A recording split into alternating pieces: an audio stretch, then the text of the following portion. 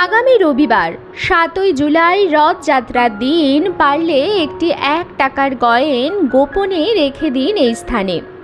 অর্থ আসবে চুম্বকের মতো, মা লক্ষ্মী ঘরে স্থিত হবেন। পরিবার থেকে আপদ বিপদ রোগ জ্বালা অশান্তি দূর হবে। প্রভু শ্রী জগন্নাথ দেবের আশীর্বাদে আপনার পরিবার ভরে উঠবে সুখ শান্তি এবং সমৃদ্ধিতে।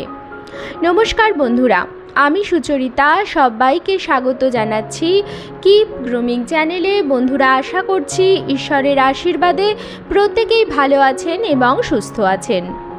সামনেই আসতে চলেছে রথযাত্রা। এই বছর রথযাত্রা পড়েছে বাংলার 22শে আষাঢ় 1431, ইংরাজির 7ই জুলাই 2024 রবিবার দিন। রথযাত্রার দিনের জন্য আমরা প্রায় প্রত্যেকেই অপেক্ষা করে থাকি। সেদিন দাদা বলরাম ও বোন সুভদ্রাকে নিয়ে রথে চড়ে মাসি গুন্ডিচার বাড়ি যান প্রভু শ্রী জগন্নাথ দেব।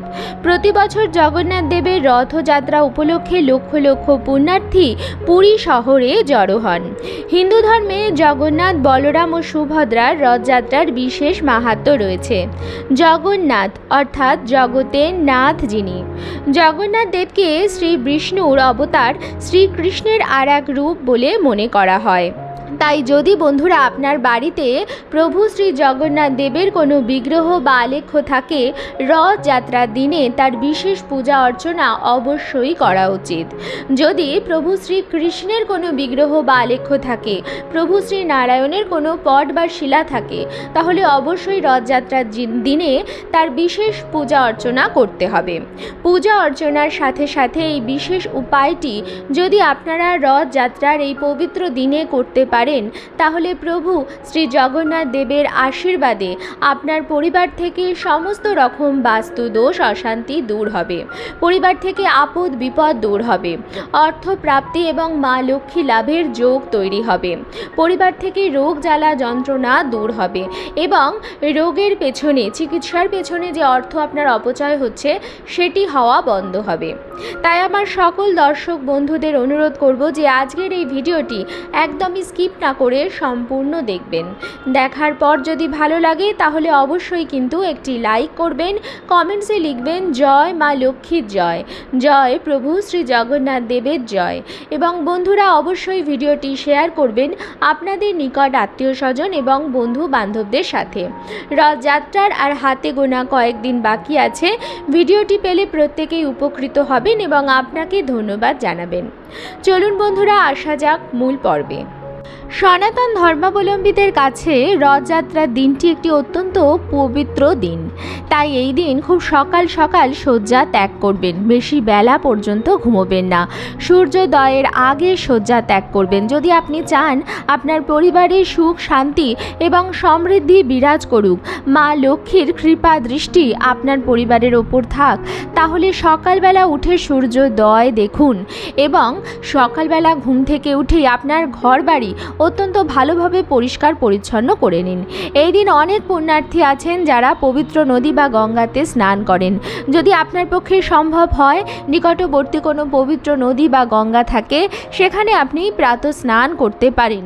যদি সেটি নিকটে না থাকে তাহলে আপনি ঘরেই স্নান করে নেবেন এবং স্নানের জলে সামান্য কালো তিল এবং কর্পূর মিশিয়ে স্নান করবেন।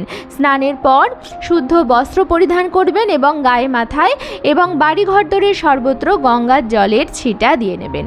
বন্ধুরা, রথযাত্রার দিনে যাদের বাড়িতে প্রভু শ্রী জগন্নাথ দেব বিরাজমান আছেন, তাদের বাড়িতে তো প্রভু শ্রী জগন্নাথ দেবের রথযাত্রার অনুষ্ঠান হয়েই থাকে।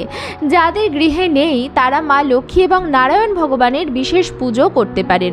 প্রভু শ্রী জগন্নাথ দেব নারায়ণেরই আর এক রূপ। তাই বন্ধুরা, গৃহস্থ বাড়িতে মা লক্ষ্মী এবং নারায়ণ ভগবানের পুজো যদি এই বিশেষ দিনে করা হয়, তাহলেও জগন্নাথ দেবের আশীর্বাদ ও কৃপা দৃষ্টি লাভ করা যায়।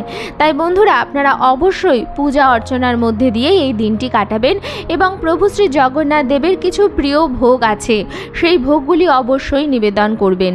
নারায়ণ ভগবানের ভোগে তুলসী পত্র দিতে ভুলবেন না। সাদা ফুল ফুল, হলুদ ফুল এবং তুলসী পত্র দিয়ে নারায়ণ ভগবানের বিশেষ পুজো করে নেবেন।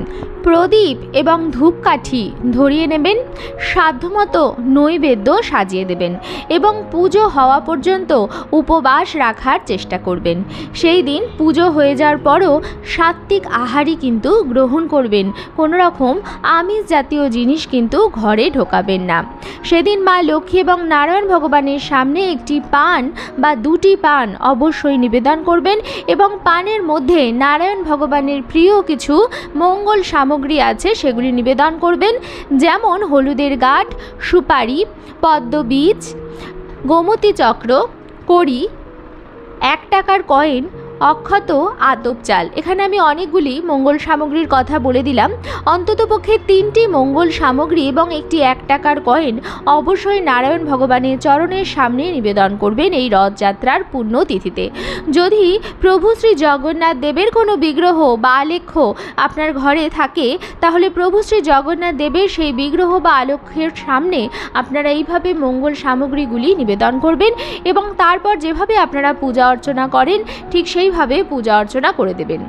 যদি আপনার বাড়িতে রথ থাকে, অনেকেই এখন বাড়িতে রথ রাখেন যাদের বাড়িতে প্রভু জগন্নাথ দেব আছেন, তাহলে রথের মধ্যে আপনারা সেই মঙ্গল সামগ্রীগুলি দিয়ে দেবেন প্রভু শ্রী জগন্নাথ দেবের সাথে এবং রথের দড়িতে টান দিয়ে আপনারা ঘরে, উঠোনে, রাস্তায় অবশ্যই ঘোরাবেন এবং ঘোরানোর পর আপনারা বাড়িতে নিয়ে আসবেন। যদি আপনার বাড়িতে রথ না থাকে তাহলে নারায়ণের চরণের কাছে আপনারা সেগুলি রাখবেন এবং ঠাকুর ঘর কিছুক্ষণ ছেড়ে চলে যাবেন। কিছুক্ষণ পরে এসে আপনি প্রসাদ তুলে নেবেন এবং যে মঙ্গল সামগ্রীগুলি নিবেদন করেছেন নারায়ণের চরণে সেই মঙ্গল সামগ্রীগুলি সংগ্রহ করে নেবেন। নিয়ে একটি হলুদ শালু কাপড়ে সেই সমস্ত মঙ্গল সামগ্রীগুলো সুন্দরভাবে বেঁধে একটা পুটুলি মতো বানিয়ে নেবেন। যদি আপনি জগন্নাথ দেবের রথের মধ্যে সেই মঙ্গল সামগ্রীগুলি নিবেদন করে থাকেন তাহলে সেখান থেকেই সেগুলি সংগ্রহ করবেন এবং নিয়ে একটি হলুদ কাপড়ে মুড়ে একটি পুটলি মতো বানিয়ে দেবেন। সেই পুটলির মধ্যে কি কি থাকবে? নারায়ণ ভগবানের অত্যন্ত প্রিয় মঙ্গল সামগ্রী, যেমন হলুদের গাঁঠ, পদ্মবীজ, গোমতী চক্র, অক্ষত আতপ চাল, একটি 16 আনার কয়েন। এই সমস্ত জিনিসগুলোই নারায়ণ ভগবানের অত্যন্ত প্রিয়। গৃহস্থ বাড়িতে সুখ সমৃদ্ধি বৃদ্ধির জন্য এই মঙ্গল সামগ্রীর বিশেষ ভূমিকা আছে। যিনি আপনার বাড়ির আয়কর্তা তার মাথায় সেই জিনিসটি ঠেকাতে কিন্তু একদমই ভুলবেন না এবং তারপর সেই জিনিসটি নিয়ে আপনি চলে আসবেন আপনার রান্নাঘরে এবং রান্নাঘরে চালের যে পাত্র আছে তার মধ্যে আপনি সেই মঙ্গল সামগ্রীগুলি রেখে দেবেন। আমাদের গৃহে মা লক্ষ্মী বিরাজমান থাকেন আমাদের বাড়ির চালের পাত্রে আর থাকেন বিরাজমান আমাদের ঠাকুর ঘরে। বন্ধুরা, মা লক্ষ্মীর স্থান থেকে আমরা যখন অন্ন গ্রহণ করি তার ফলে আমরা সুস্থ থাকি, নিরোগ থাকি।